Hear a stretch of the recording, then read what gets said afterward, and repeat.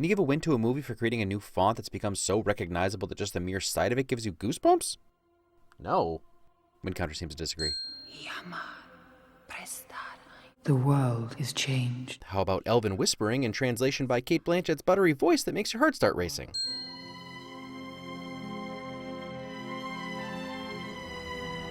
How about a score that sends chills up your spine with a mix of mystery and anticipation? Last one. But to be clear, I'm not going to try to work around the cultural impact and significance of these films, because anything that creates these emotions did a lot right. And don't tell me it's because of the books. Plenty of amazing story adaptations have been totally flubbed. That said, I'll keep it as objective as possible, since we've got... let's see... yeah, 2 hours, 57 minutes, and 22 seconds left to go. 9 rings were gifted to the race of men who, above all else, desire power. Has anyone ever considered that since Galadriel is telling us this story, maybe she's a little biased against the humans? I mean, she claims herself to be the fairest. All I'm saying is that mirrors are usually involved in such assertions. Mostly joking here. For as long as this movie is, a quick 2-minute origin voiceover intros most of the main players, and it's the beginning of a solid motif in these films spoken best by John Hammond, the spared no expense clause. The detail in everything, including maps, is so on point. To this day, it makes most fantasy epics look like low-budget student films. And showing off that crazy production value with a huge epic-scale battle is a smart play. The fearlessness on Elrond's face in this opening battle with arrows whizzing past his face, literally moving his hair. In addition to Elrond earning badass good guy status, it immediately sets the elves apart with their efficacy and skill level in a short scene. And then Sauron gets his own intimidating intro, showing off his power and the power of the ring when he's wielding it, which was a great way of representing him since he's barely seen as more than an eye throughout most of the movie. This is one of those easy to criticize moments that's actually a great characterization for Sauron. Dude is cocky. He just basically won the battle by himself and then got caught off guard by someone lashing out with a broken sword and actually connecting. I'll never forget the way my seat shook and my ears vibrated from the bassy boom of the Sauron death shockwave. The cut from Deagle grabbing the ring to Gollum opening his hand with it years later. Something that's probably not noticed by most until after you've seen the full scene in The Return of the King, but subtle show of how the ring poisons its owner. Design of Gollum is on point and even improves going forward, so that's something to look forward to. When hobbits will shape the fortunes of all. One more win for the score in the prologue that's been eerie and foreboding that just by the mention of hobbits resolves on an upbeat note. A wizard is never late, nor is he early. He arrives precisely when he means to. Fanghorn Forest fake-out shadowing. Tell me everything. But eager and curious for a hobbit. Most unnatural. Ring Bearer Willingness shadowing. The long-expected battle. A wizard referencing a chapter title from a book he was created in. Who'd have thought? Before you came along, we Bagginses were very well thought of. Never had any adventures or did anything unexpected. You trying to tell me you never seen a hobbit ride a barrel down a river? If you're referring to the incident with the dragon. It's pronounced Benedict Cumberbatch. Tricky, I know. Making children happy. Solidarity. You haven't aged there.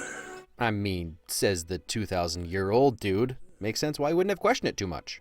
You'll think I'm weird, but it was at this moment where I decided I needed to have long hair. And so I did. Me copying his beautiful beard didn't come for another decade. Yep, that's right. I'm showing you another picture of my beard even though it's been 2 years since I shortened it because I miss it. Also, Gandalf's Stormtrooper headbang moment was just as classically unscripted. The simple fact that Bag End is real, everything in it is real, and built to multiple scales. It's spelled Benedict Cumberbatch. Tricky, I know. But even in the first 15 minutes of this film, Jackson was teasing his future trilogy. Stretched like butter scraped over too much bread. One of the best metaphors ever. The finest weed in the South Valley. Yeah, finest. And cutest hobbit ever. Ian McKellen is always a win. Weird choice for it, right? That sincere, goofy chuckle, though, it gets me every time. Dragon? Nonsense, there's been a dragon in these parts for 1,000 years. Again, it's Benedict Cumberbatch. 11 years. 11. I don't use that nearly enough. I don't know half of you half as well as I should like, and I like less than half of you half as well as you deserve. That feeling when someone drops a diss track on you, but you're too dumb to get it. Quality long take that pulls you into their relationship that then makes this so surprising. I don't feel like parting with it. It's mine. I found it. It came to me. My precious.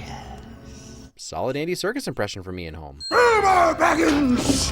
Do not take me for some conjurer of cheap tricks. One of my favorite Gandalf moments. For a split second, he shows his power and control over darkness as the wood around him creaks from the stress, just to simply let Bilbo know that if he wanted to rob him, it would take zero effort. But more importantly, he just wanted to snap him out of it so he could see it's just him. Bilbo. The ring is still in your pocket. Okay, so right from the beginning, Galadriel talks about the One Ring as if it has a mind of its own. But something happened then the ring did not intend. And then we learn it's prolonged Bilbo's life just like it did Gollum's, and then very prominently affected his personality and the lighting in the room when he thought he'd lose it. Even now, as his rational mind knows he needs to let it go, the ring persists one last time to get him out the door with it. The ominous score nailing it home as it seems physically daunting for Bilbo to let it out of his grasp, knowing he can only turn his hand over, not actually relinquish his hold on it. And then, the way it sticks to the floor, as if the ring weighs 600 pounds. No bounce, no roll, just thud. So much going on all around an inanimate object that's been set up and given more of a backstory than some main characters in other franchises. And within seconds of being free of the ring, Bilbo is able to relax and breathe again. Oh, such a subtle way of showcasing the basic premise of this film. Frodo, without a second thought, picks up the One Ring that basically sent Gandalf into a stupor just by almost touching it. Bilbo's ring.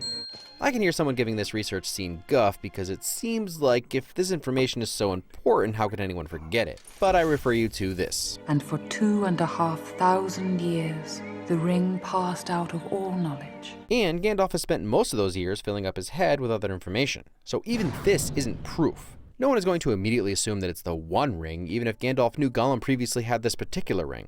Add changing size to tempt current ring holder to the list of the ring's personality traits. So, filed under fun details I never noticed in the 347 times I've seen this film, Isildur's reflection in the ring. Hold out your hand, Frodo. It's quite cool. Well, 17 years is plenty of time to cool off. Oh, no? Well, who knows where these time jumps went? But he was destroyed. Sauron was destroyed.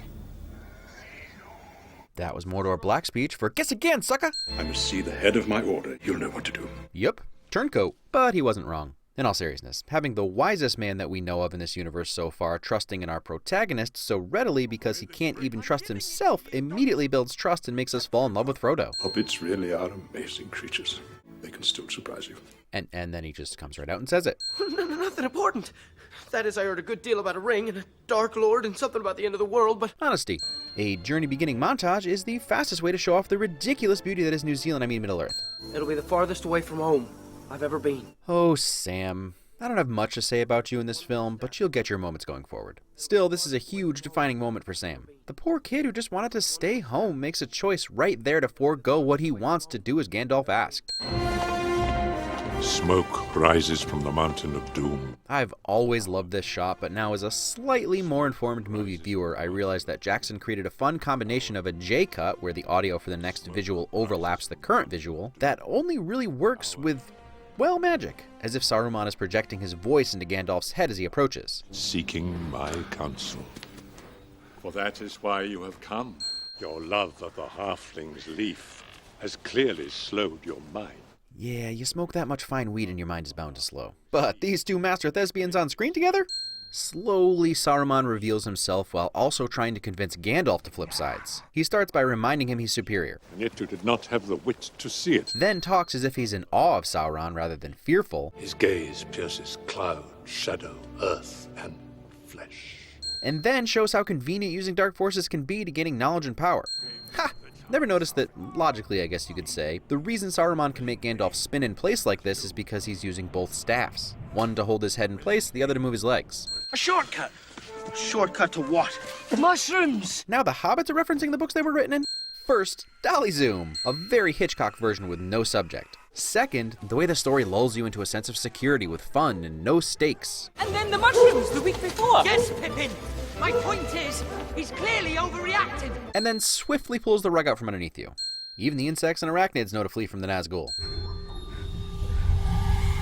Sam to the rescue. And then, to nail home the danger, we cut to night, implying they've been playing Nazgul hide-and-seek all afternoon. Ha! Hobbit viewing window.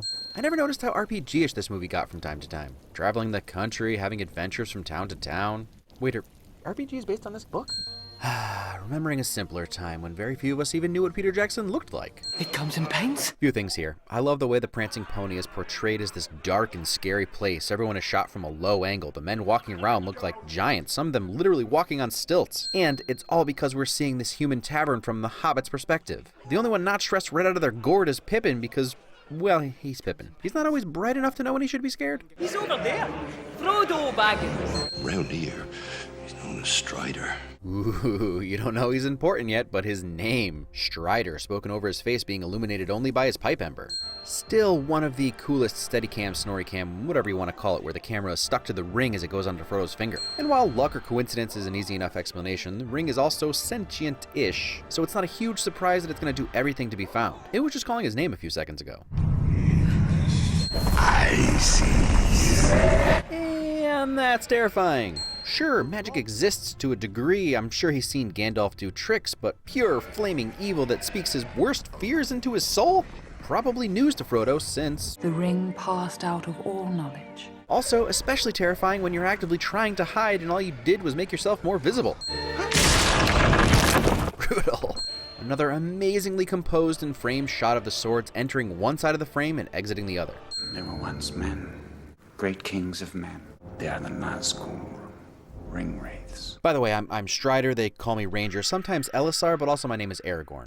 This is another one of those, how did I miss this before on my 766 viewings of this film? But I guess I just didn't care or maybe wasn't looking, but there's Bree in the background. Simple stuff that makes this film so quality filled, and it's clear they were always trying to give us a sense of geography and time. What about breakfast? We've already had it.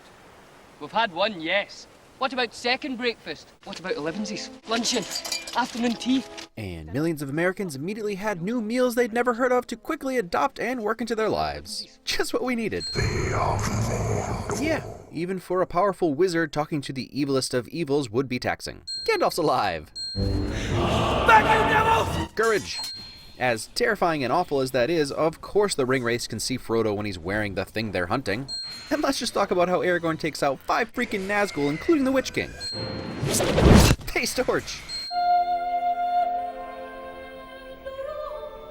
I'm honestly probably not talking about the score enough because it's one of the best ever composed. Howard Shore is a master. But this transition from the very industrial, threatening middle section of Knife in the Dark, another chapter title I might add, that turns into some hopeful operatic voices signaling Gandalf's imminent rescue.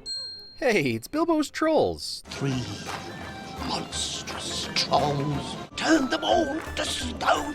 That I've, again, literally never noticed in the 913 viewings of this film. Glorfindel? Nah, JK. I'm not 100% sure, but I think that's Sonia Duncan, Liv's riding double, so good on her for getting in there. And a fun detail that might go unnoticed is that Frodo is seeing the real majesty of Arwen's elf self. But she's in all glowing white from his perspective. Ooh, little match cut transition of Arwen's horse turning into a black rider. If you want him, come and claim him. Badass, good girl. Yep. And thank goodness the Nazgul are graduates of the Prometheus School of running away from things. Love the moth leaving the frame for the eagle to enter. Also, Gwak here to the rescue. I think we just throw a boilerplate Rivendell is ridiculously gorgeous win on there? Yeah? I am ready to go home. Yeah, about that. Isildur! Hugo weaving is always a win. More than a broken arrow. Oh, Sean, you're always the butt of the joke. If that's not the perfect example of all the complaints Elrond just had about men. Men are weak. The race of men is failing. Too proud to admit a mistake and just pick up the sword. But then the one who could lead the race of men shows the sword its due honor. You said you'd bind yourself to me, forsaking the immortal life.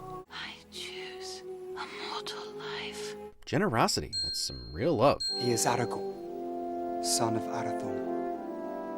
You owe him your allegiance. Standing up for your human buddy, which if you subscribe to the Vulcan's long life effect on relationships with humans theory, is kind of like a pet dog to him. One does not simply walk into Mordor. Meme win. That should be a thing, right? You say a line that gets a meme to death? Yeah, that's a thing. I will take it! Courage, self-sacrifice, and just all around changing the conversation. Also, Gandalf's face showing both crushing disappointment and relief all in one look. Brit, where's Jermaine? I do not know the way. Also more honesty. You shall be the Fellowship of the Ring.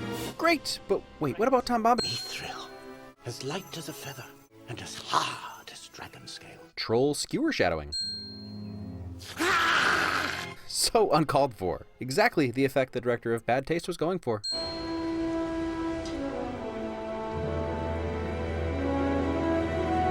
Hobbit theme in the foreground with the strings panicking in the background. Probably my favorite section of the score. There's this feeling of excitement as they begin the journey with a foreboding sound tapping you on the shoulder, slowly building into the Fellowship theme.